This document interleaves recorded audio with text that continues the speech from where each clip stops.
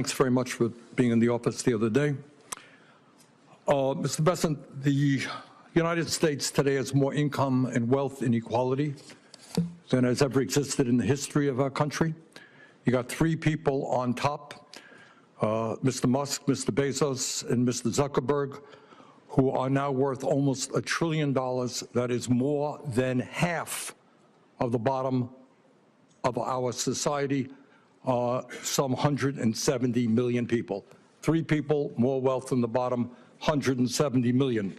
We have more concentration of ownership today than we have ever had. We have more concentration of ownership in the media, where a handful of billionaires like Musk, Bezos, Rupert Murdoch increasingly own the media and the information that the American people receive. We have a corrupt campaign finance system in which a small number of billionaires in both political parties make huge contributions into the presidential and congressional campaigns. When you have a small number of multi-billionaires who have enormous economic, media, and political power, would you agree with President Biden, who last night stated, and I quote, "An oligarchy is taking shape in America of extreme wealth, power, and influence that threatens our entire democracy, our basic rights, and freedoms," end of quote. That's what President Biden said last night. I agree with him. Do you? Senator Sanders, I enjoyed our visit. You talk a little bit closer into the mic. I enjoyed our visit, and I hope you got my follow-up materials that on the discussions, my previous writings on the tariffs and China. And look, the three billionaires who you listed that all made the money themselves. Mr. Musk came to the country as an immigrant. I understand that, but what I'm asking you is, when you have a handful of people like Musk, who will soon be part of the Trump administration, and others, when you have three people owning more wealth than the bottom half of American society, when these people have enormous influence over the media, when they spend huge amounts of money in both political parties to elect candidates, what Biden said last night is we're moving toward an oligarchy. I'm asking you that question. Do you think, forget how they made their money, do you think that when so few people have so much wealth and so much economic and political power, that that is an oligarchic form of society? Well, I would note that President Biden gave the Presidential Medal of Freedom to two people who I think would qualify for his oligarchs. This is not a condemnation of any one individual. I'm just asking you, would so few people have so much wealth and power? But do you think that that is an oligarchic form of society? Senator, I think it depends on the ability to move up and down the income. No, that's not really the answer. I mean, even if you had that mobility, no matter who those individuals might be. All right, but let me ask you another question.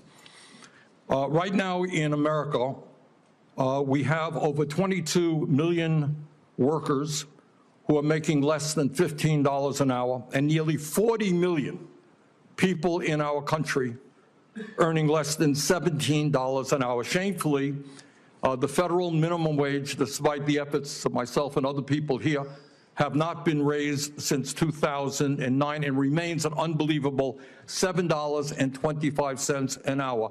Will you work with those of us who want to raise the federal minimum wage to a living wage to take millions of Americans out of poverty? Senator, I believe that the minimum wage is more of a statewide and regional issue. So you don't think we should change the federal minimum wage of $7.25 an hour? No, sir. Okay.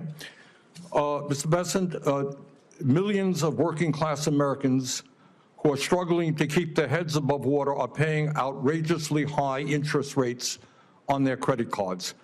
Over half the American people who take out new credit cards are being charged interest rates of over 24%. During his campaign, President-elect Trump promised that he was going to cap credit card interest rates at 10%. I happen to think that that is a very good idea. and I will soon be introducing legislation to do just that. Will you, as if you are confirmed, be supportive of what President-elect Trump said and what I want to see happen, and that is to cap credit card interest rates at 10%? Senator, I think we can both agree that many credit card companies have been bad actors throughout history, and I will get back to you once. Now, very simple question. Trump said he wants to cap credit card interest rates at 10%. I agree with him. Will you be supportive of what Trump and I would like to do? When President Trump takes office, and if I am confirmed, I will follow what President Trump wants to do. Okay. Thank you very much, Mr. Chairman. Confirmation hearings for the Secretary of the Treasury serve as a vital economic philosophy audit, where the nominee's vision for the American financial system is tested against the realities of the working class. On January 16, 2025, the Senate Finance Committee became a battleground for these competing visions as Senator Bernie Sanders questioned Scott Bessent. To understand the 2026 legal and fiscal landscape, we must analyze the specific arguments regarding wealth concentration and the federal government's role in consumer protection. A primary theme of this hearing was the wealth concentration and oligarchy debate. Senator Sanders presented data indicating that 3 individuals, Elon Musk, Jeff Bezos, and Mark Zuckerberg, possess more wealth than the bottom 170 million Americans combined. From an educational perspective, this illustrates the Gini coefficient in extreme practice.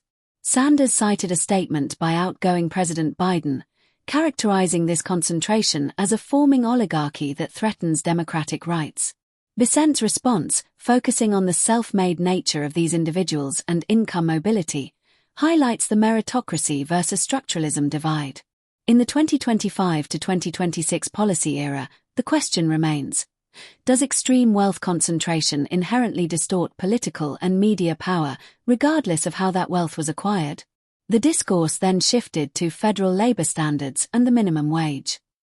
With over 22 million workers earning less than $15 an hour, Sanders targeted the federal minimum wage, which has remained at $7.25 since 2009. This represents the purchasing power stagnation crisis. Bessent's testimony that the minimum wage is a statewide and regional issue signals a potential 2026 Treasury preference for federalist deference, where labor standards are left to the states rather than managed through federal mandates.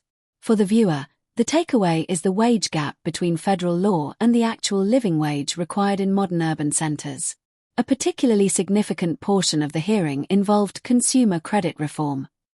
During the 2024 campaign, President-elect Trump promised to cap credit card interest rates at 10%, a proposal Sanders explicitly endorsed during the hearing. The legal core here is usury law reform. With half of new credit card holders facing interest rates exceeding 24%, a 10% federal cap would represent the most significant intervention in consumer lending since the Card Act of 2009. Bessent's commitment to follow what President Trump wants to do suggests a shift in 2026 toward populist financial regulation, where the Treasury may actively challenge the bad actors in the credit industry through executive and legislative caps. The hearing also provided a platform to discuss media and political influence. Sanders' concern regarding the concentration of media ownership among a handful of billionaires, including those set to join the administration, reflects a 2026 focus on antitrust and information integrity. The Treasury Secretary's role in managing the economy is increasingly linked to how economic power translates into the control of information. As we move through 2026, the scrutiny of these media oligarchies is expected to influence everything from merger approvals to campaign finance regulations. In summary, the January 2025 confirmation hearing of Scott Bessent reveals an American economy at a structural crossroads.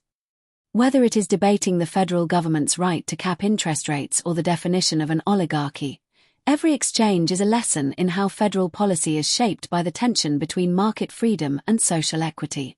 These are not merely partisan talking points. They are the foundational questions about the economic health of the republic in the 21st century. By understanding the link between wealth aggregation, federal wage standards, and credit interest caps, viewers gain a clearer view of the fiscal standards that will define the United States for the next generation.